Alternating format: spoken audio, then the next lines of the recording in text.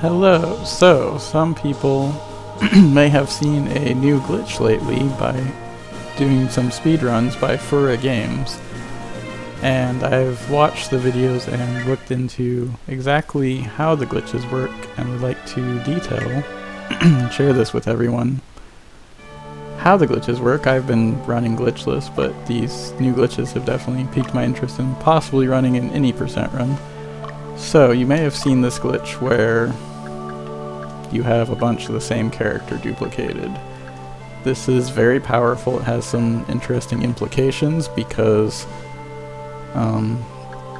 fatigue works much differently. For example, if this main unit Magnus left the base, he would very quickly have to camp because of the way the fatigue stacks. So by having these units duplicated in Magnus's team in the base, they don't gain any fatigue since they're standing in a base, even though this unit's running across the field. And so how the setup for this works is that you can very simply exchange characters between two formations. You pick one of these characters you want to duplicate, hover over, cancel. You can take your time, cancel, and then hit A immediately. I didn't get it there, but if you hit A at the right timing, right when the top frame loads, this happens. You get a blank formation. So now with the blank formation, you can drag the character over, hit B, cancel, and then the character's duplicated. And you just repeat, cancel, as many as you want. You know, say I want to get rid of this Amazon. She gone. Okay. She's not actually gone though, because the game actually does a very good job of tracking the characters. They are not deleted when they're removed from the formation, even if they're thrown into the void. So that's one of the glitches in the setups. It's very, it can save a lot of time because the implications of this are you have a no fatigue unit that can run across the map. They can also heal by having their copies in the base receiving healing, so they're getting free healing, they don't gain fatigue. It's quite overpowered. They also, while they don't gain experience like crazy fast, like even though all of them gain experience, only one experience value is registered, they all gain stats for the level ups. So you can see here I have a level 6 sorceress with 140 int, 133 mentality, which is, you know, absolutely insane stats for level 6.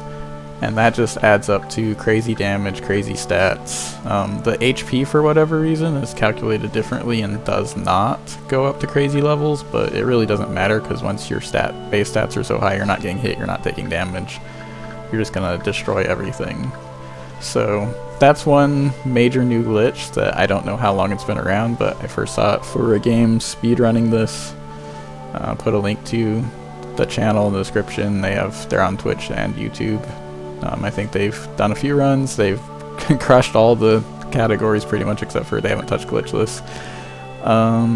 So yeah, that's that. And then there's a second one for getting these items you see here. These are two very powerful items, the Figure of Sleipnir and the Manual of Warfare. Usually you get those on birthdays fairly late in, I think like the 50th birthday for one of these items. And they're quite good. Let me see, they're not actually showing up in the list there with the items, but they're very good. The one is moving faster, much faster on the map. The other one is gaining more experience from battle. And the way this works is very simply that you need to perform another glitch to get these items. And this is an item overflow glitch. I'm not certain. Do I have the formation? Yeah. So I'll show this off. So you have some formations. You need 4 golems for this setup, because you need the item slots for the overflow. And then you need, well, I need to show all the golems. So there's another thing with the glitch. When you have the duplicated characters, the list doesn't always render properly. So you just go in the sort, exit out, then all the characters show up again. It's quite dramatic. But so you put on the golems in some teams, you create a new team. Usually you'd have all this set up beforehand as existing teams, but I'm just setting this all up to show how the setup works. So, not sure formation matters. I'll do it this way just to see if I can break things. So essentially what's going to happen is that we're going to trade all the golems onto the one single team, using some glitch with exchanging characters inside of a battle. And in the run, from what I've seen so far, they've been doing it on when you get Leia, and that's simply because it's based on the unit IDs in the formation after the golem formation. It's going to be glitched because it's an overflow. It accesses memory, it looks forward, you end up accessing these unit IDs, like number 25, 26, 27, as items that get created. And the important one here is the 26 and 27 correspond to the two items that you want to get. They conveniently next to each other. I'm assuming if only the speed scroll was available, only the speed horse was available, that would be the item you would prioritize. But it's convenient you get the XP scroll as well. It helps out with leveling up your massively overpowered units faster. So the way this trick works is that inside of a battle or investigation, this is done in the speedrun inside of the battle when you get Leia, what you do is you send out the units with the golems,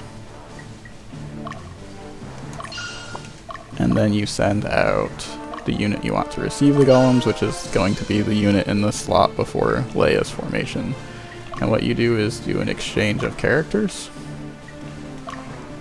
Grab the characters, grab the soldier, go into the bottom left corner, hit bottom left at the same time, throw them off the edge. It's silly, but yeah, as long as you can hit diagonal down left in the corner, they go off the edge. It doesn't happen for the next ones, but you can still throw the golem on there. And then you have golems in illegal formation. And then you can do the same thing with the other golems. You just grab the soldier, hit down left, throw him off, replace him with a golem, take the soldier, stick him in this invalid slot off the bottom left, throw him like that. Now you have 4 golems in a formation. Fun, fun, fun. What can you do with 4 golems in a formation? Well, not much. Usually you set this up before, but you retreat them, send them out. Fun things happen. I don't know if it's actually saved right now based on where it's at, so I may have to repeat. Or it may be that Leia's formation doesn't even exist. I'm not certain, but you can see there's corrupted items here. I may have messed it up by doing it like this and not having the formation existing already. I think I overwrote Leia's formation, so you can see some of the weird things that happen. But so you go into the characters, you execute a sort. Probably didn't need to execute the sort, but the sort's not going to hurt anything. So then you form Leia's formation, because usually it would have been added. But essentially what you need on this formation is Leia, well, sorry, I misspoke. It's these 2 Amazons, they're the 28th and 29th position. That's the actual items. Okay, so there's the item. So you can already see the overflow in action. Once this was created, it deleted Leia's formation completely because it overflowed into those. And you got some fun items here. Don't try moving those out. You will crash the game. If you will get a hard lock on your game if you try pulling those out. So you'll see some interesting things here with this formation. Like you have the 2 items you want. So then all you have to do is exchange the items with another team. You guys can have them. And so what you want to do is you just push up. You can't normally get to these slots, but for whatever reason, if you push up off the top, you end up in these slots. You can throw them in here. I mean, you can select it first and then go up here. You can grab one of these. I don't recommend grabbing these items. I don't know what you'll get rid of if you do that. So you do that, and then you have them, and then you go back into the organized screen, and you'll notice the Amazons from Leia's formation are gone. And you also notice the soldiers are gone over here. So you have to go back into sort, exit out of sort, add the units back in, and repeat this for as many scrolls and whatever you want. You can try different units for different item numbers later if you want to mess around with it. Just make sure it's actually corresponding to items and not glitch stuff like that. And you can, you know, just create items from item overflow. It's pretty fun. You don't even have to, you know, do anything with the unit. You just go to the unit and go, hey look, I got new items. Because it's referencing Leia's formation and overriding it, removing characters that thankfully do not get deleted. But then you can just exchange items with a different formation. Probably not him, because it looks like he has some glitch stuff in his inventory already, and don't really want to do that, but you can probably add more. I don't know. I'm pretty sure they don't stack, but you know, you want to share the wealth. Do whatever. But yeah, as you can see, it's all kinds of fun stuff that you can do with this. And then this is the resulting speed you get out of a unit. With no fatigue, they fly all around. Great fun times. As I was saying earlier with Magnus, you throw his group out of there, he's gonna hit max fatigue really quick in camp. Actually not this time. I mean, it's going up pretty quick, but yeah, that's pretty crazy. And you can see actually her unit will also get fatigued, but then she won't actually camp because Magnus will hit camping first, so, and her fatigue will go down at the same time.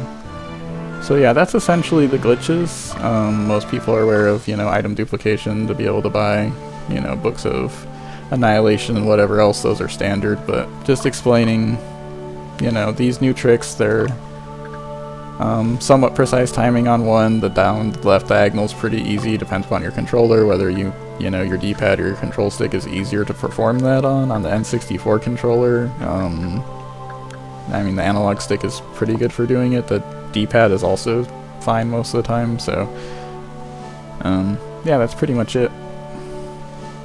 So have fun breaking the game, smashing new records. It's always exciting to see new glitches in a game that's, you know, 20 years old or more now, so have fun.